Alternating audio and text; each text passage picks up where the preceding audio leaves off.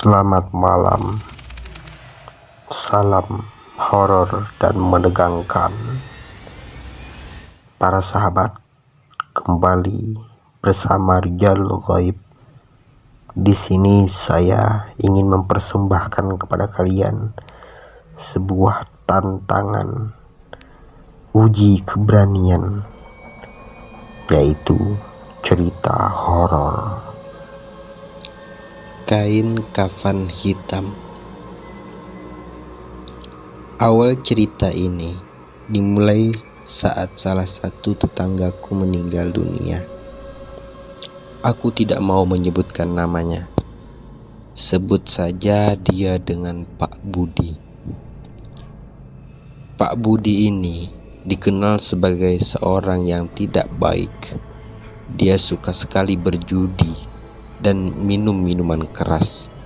Bahkan aku dengar dia suka berpelisir ke rumah bordil.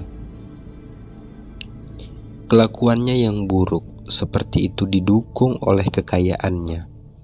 Dia memperoleh harta yang begitu banyak. Itu pun dari perbuatan yang tidak baik, yaitu dengan cara meminjamkan uang dengan bunga yang tinggi. Entah kalian mau menyebutnya rentenir, lintah darat, atau apapun, ya terserah kalian dah. Saat dia meninggal, semua warga tidak ada yang mau ke rumahnya.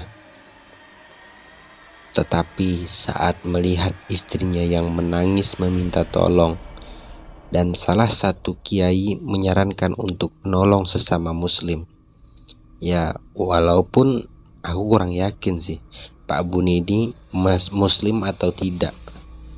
Soalnya belum pernah melihat dia sholat. Akhirnya para tetangga bersedia menolong. Aku yang masih remaja diajak oleh ayahku untuk ikut. Kegemparan terjadi saat ingin membungkus mayat Pak Budi tersebut. Kain kafan yang sedianya ingin membungkus tubuh Pak Budi itu tidak mampu menutup seluruh tubuhnya yang tambun itu. Akhirnya mereka kembali membeli kain kafan yang lebih besar, yang lebih lebar. Tetapi tetap saja tidak muat. Setelah 3 kalinya tidak muat juga. Saat itu hidungku mulai mencium bau yang sangat busuk dari tubuh Pak Budi. Akhirnya salah satu pelayat menyarankan untuk mengganti kain kafan putih tersebut menjadi warna hitam. Entah ide gila dari mana itu. Tapi ide itu berhasil. Tubuh Pak Budi bisa dibungkus dengan kain kafan berwarna hitam itu dengan sangat mudah. Seakan-akan itu adalah kain kafan yang sangat pas untuknya. Saat semua pelayat sibuk dengan keranda yang belum datang, apalagi saat itu hujan deras, aku masih berdiri di depan tubuh Pak Budi yang terbujur kaku di atas dipan. Saat itu secara tiba-tiba dan perlahan, tubuh Pak Budi bergerak dan duduk. Dia menoleh ke aku dengan tubuh yang kaku, dengan mata yang terbelalak, lalu mengatakan sesuatu dengan bibir kakunya. Pakai kain hitam, siapa takut? Lucu gak sih? Sebenarnya ceritanya tidak seperti itu. Saat aku melihat mayat Pak Budi yang terbujur kaku itu, entah kenapa bulu kuduku meremang. Baru pertama kali dalam hidupku aku melihat mayat dibungkus dengan kain kafan berwarna hitam. Mungkin ini untuk pertama kalinya dalam sejarah kain pembungkusan mayat yang digunakan warna hitam. Setelah keranda datang, para pelayat segera membawa mayat Pak Budi ke musola terdekat untuk disolati. Aku saat itu tidak ikut karena hujan lebat. Lebih baik tidur dalam suhu yang dingin ini. Saat tiba di rumah, semua orang tidak ada karena mereka semua pergi ke rumah duka untuk membantu. Aku yang mulai merinding lagi. Tak karena dinginnya hujan atau sebab lain, akhirnya memutuskan untuk ikut pergi ke kuburan bersama ayah. Ya, akhirnya ikut juga dah. Padahal tadi niatnya ingin malas-malasan. Beruntung saat itu aku kembali ke musola. Iringan para pelayat sudah bersiap berangkat.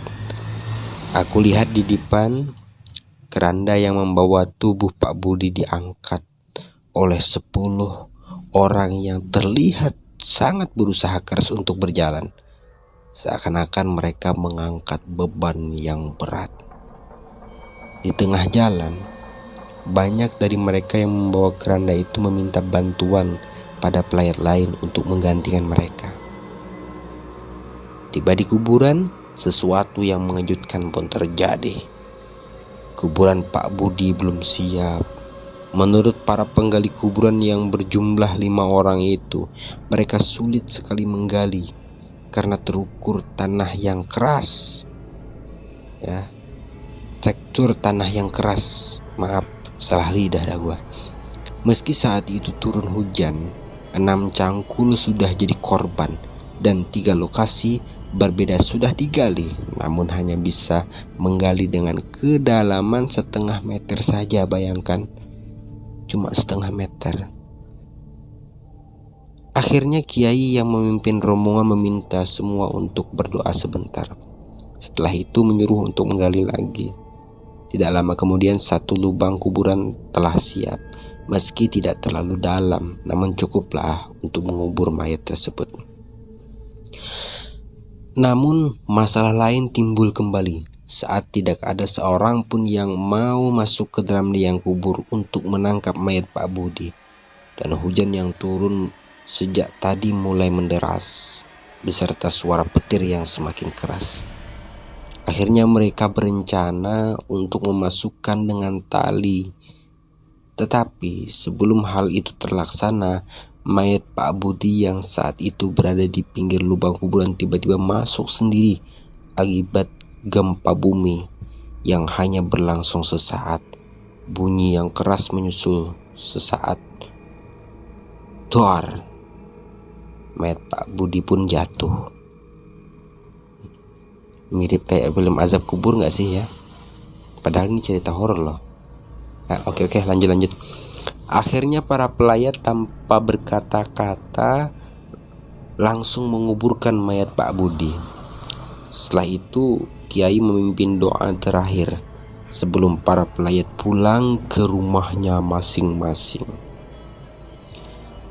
Seminggu belum berlalu sejak kematian Pak Budi tersebut, tetapi kabar tidak sedap telah beredar.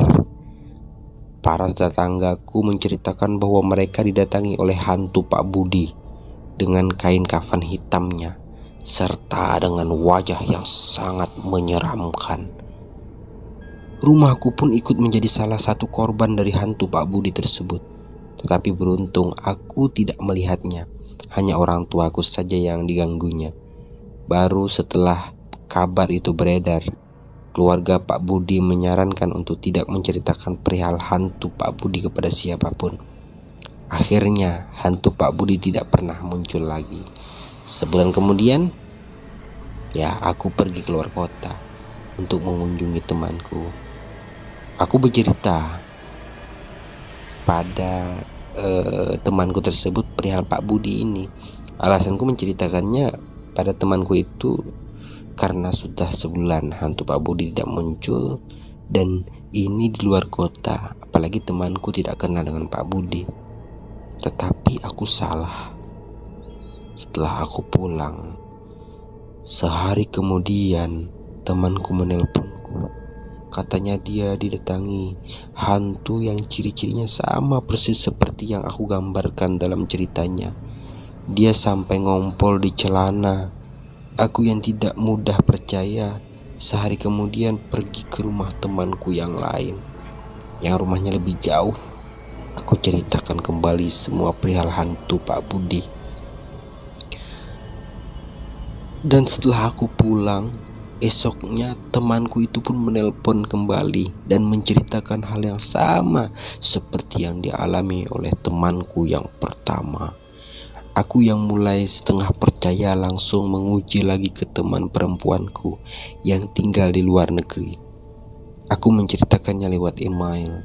Setelah 4 hari tidak mendapatkan jawaban ataupun kabar, aku lega karena aku pikir kedua tanganku yang menelpon itu hanya bermimpi horor karena ceritaku. Tetapi saat hari kelima, sebuah email datang dari teman perempuanku itu. Dalam emailnya dia menceritakan bahwa dirinya didatangi lagi oleh hantu Pak Budi, hantu kain kafan hitam tersebut, dan berwajah menyeramkan. Menurutnya, itu adalah hantu paling menyeramkan yang pernah dia lihat. Berarti dia sering lihat hantu dong. Iya kali mungkin. Dan jika kalian sudah membaca cerita ini, tolong jangan katakan bahwa aku yang menceritakannya atau aku yang menulisnya, karena aku juga takut bertemu hantu berkain kafan hitam itu. Dan jika nanti malam kalian didatangi hantu Pak Budi itu, dan selamat dihantui. Ha ha ha ha ha ha.